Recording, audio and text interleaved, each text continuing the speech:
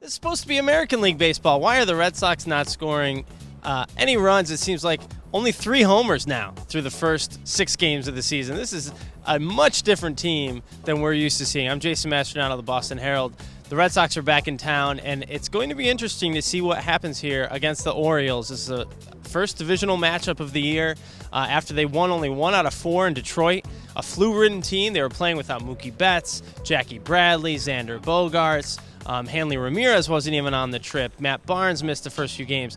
We still don't know exactly what this team's going to be. What we do know is all 6 games have been decided by 3 runs or less.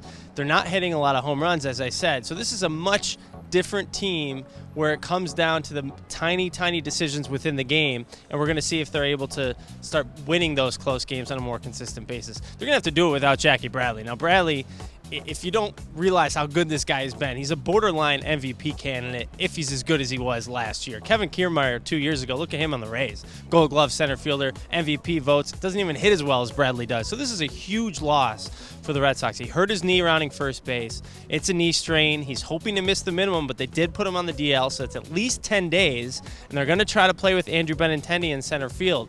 Now, does this offense have enough to go without Bradley? Now, Chris Young is supposed to only play against left-handers, going to play against right-handers. We're going to see how he does. It's going to be tough for this team to score, I think, without Bradley in the lineup. They're going to need a lot more from Mookie, who hasn't played much and hasn't done much just yet.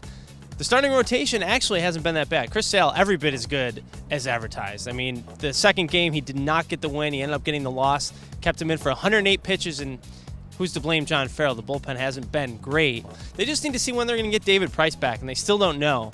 He's expected to throw off a mound in the coming days again.